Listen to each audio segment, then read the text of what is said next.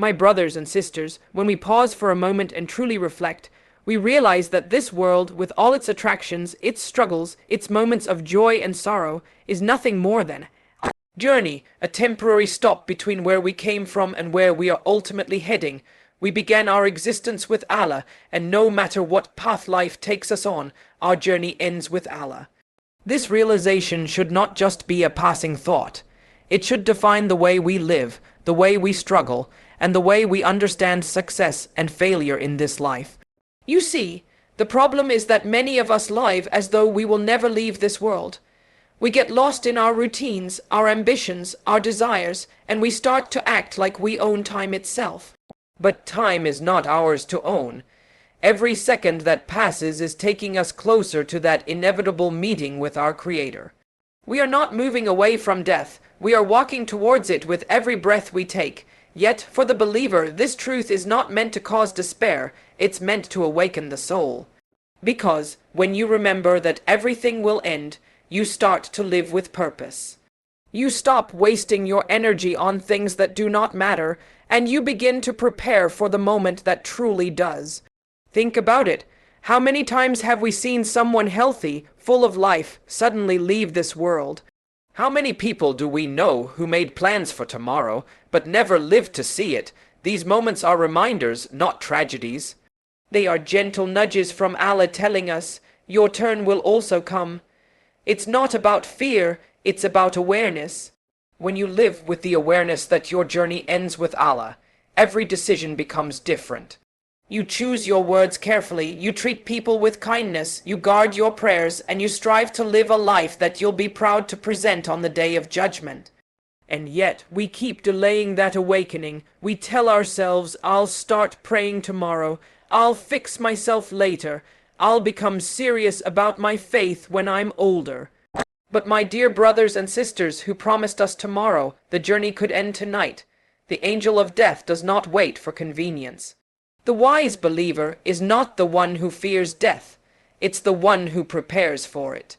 The one who understands that every heartbeat is a countdown, and every good deed is a step closer to eternal peace. When you understand that life is temporary, the weight of your problems starts to lift. The pain, the heartbreak, the loss, all of it begins to make sense, because you realize none of this is forever.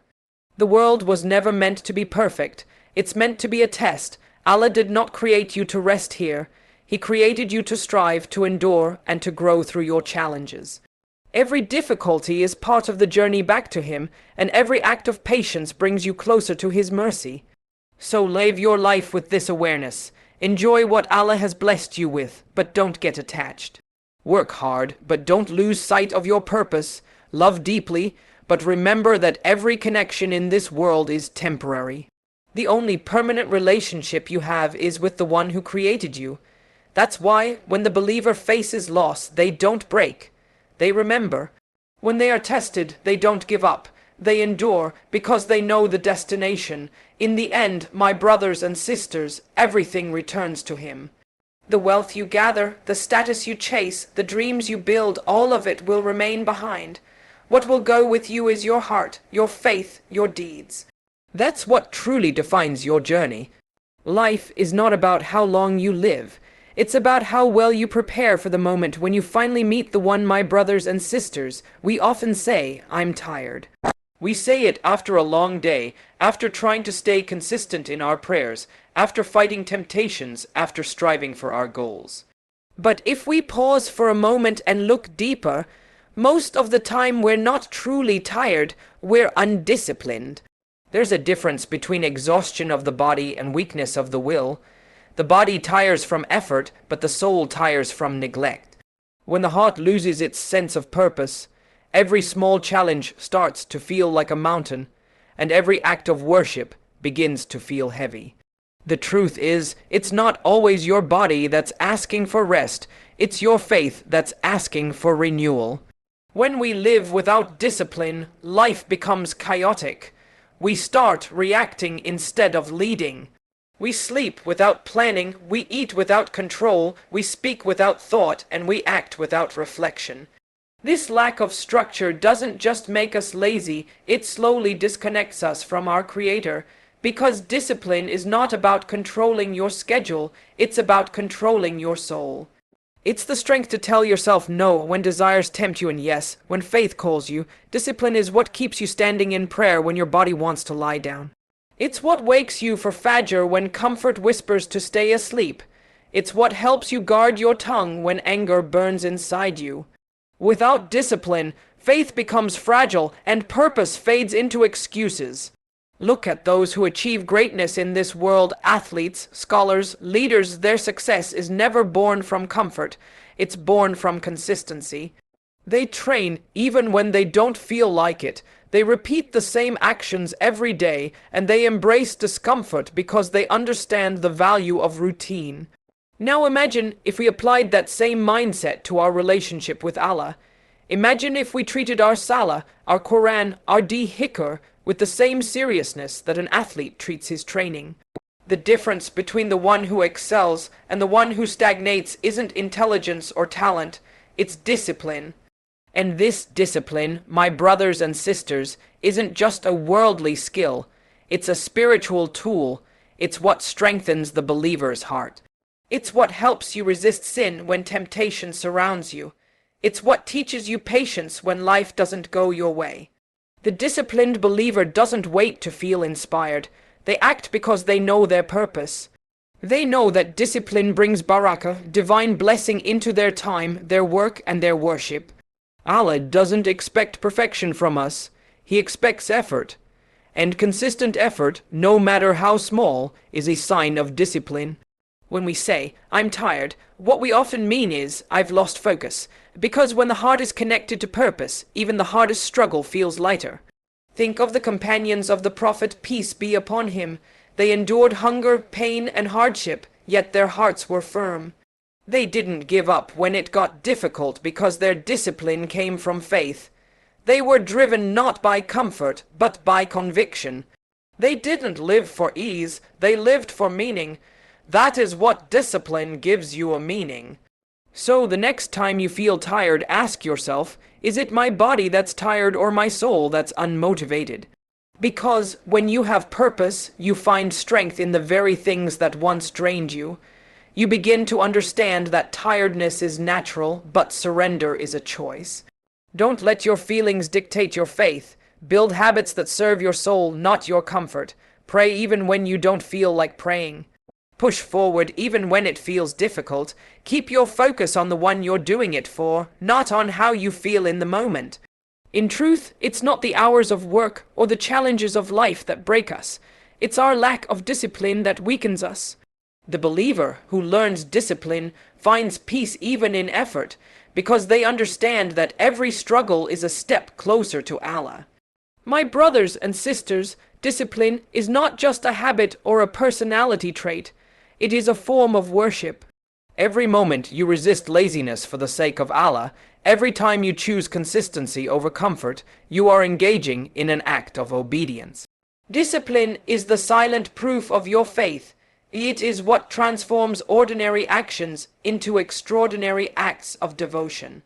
When you wake up before dawn to pray Fajr, when you lower your gaze in a world full of temptation, when you speak with patience instead of anger, you are not just showing self-control, you are showing servitude. You are declaring through your actions, my desires do not control me, my purpose does.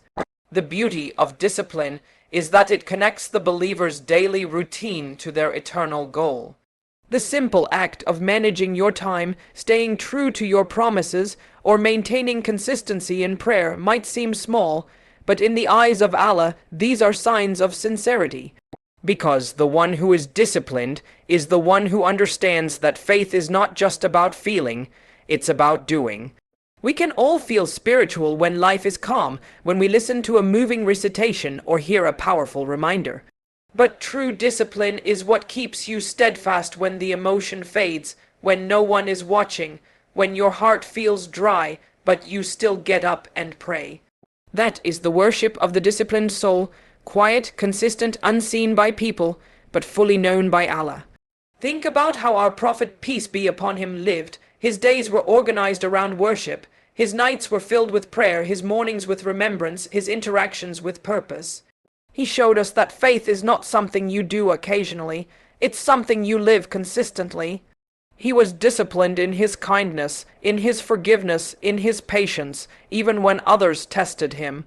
That is what true discipline looks like, not rigidity, but balance, not perfection, but persistence.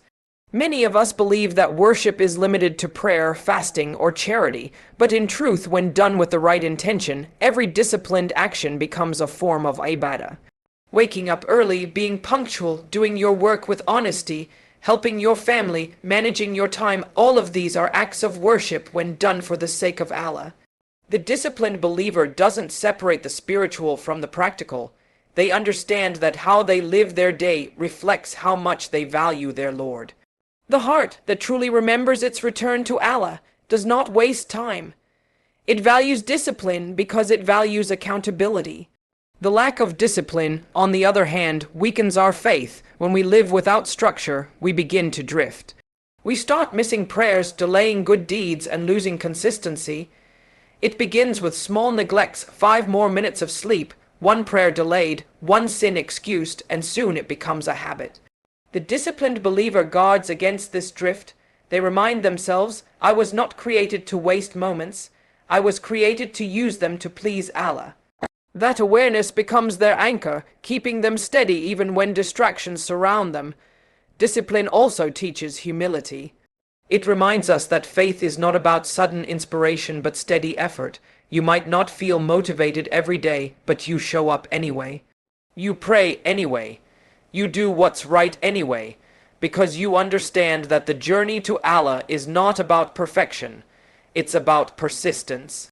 Allah loves those who strive, even when they stumble, as long as they keep returning to Him.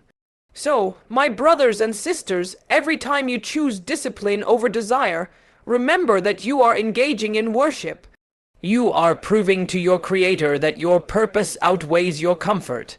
You are showing gratitude through action, not just words. Discipline is not a burden, it's a blessing, a path that leads your daily actions straight to the pleasure of Allah. And when discipline becomes a form of worship, your entire life becomes an act of devotion. Who sent you here? My brothers and sisters, when we remind ourselves that one day we will stand before Allah, everything in life begins to look different.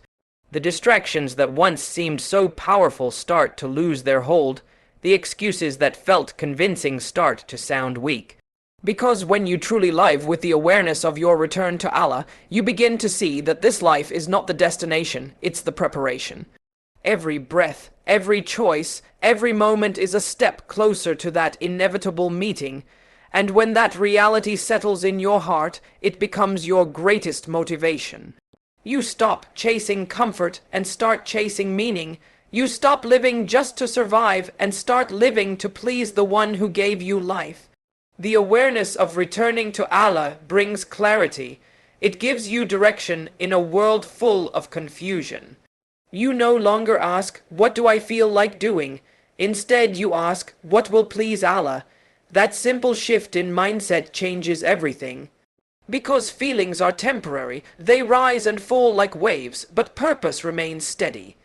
When you live for purpose, you stop giving in to every impulse of your body and every whisper of your mind. You begin to discipline yourself not because it's easy, but because you know what awaits you is far greater than any temporary comfort this world could ever offer. This awareness also brings peace in times of hardship. When you understand that your trials are part of the journey that leads to Allah, you stop asking, why me? And start asking, what can I learn from this?